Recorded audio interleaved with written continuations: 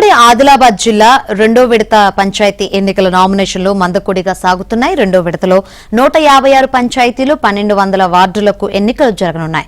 కొమరంభీం ఆసిఫాబాద్ జిల్లాలో 113 పంచాయతీలు 992 వార్డు స్థానాలకు, నిర్మల్ జిల్లాలో 131 పంచాయతీలు 1170 వార్డులకు ఎలక్షన్స్ జరగబోతున్నాయి. మంచిర్యాల జిల్లాలో 114 సర్పంచ్ 996 వార్డు స్థానాలకు ఎన్నికలు జరగనున్నాయి. రేపటి నుంచి నామినేషన్లు పుంజుకుంటాయని అధికారులు భావిస్తున్నారు. మీకు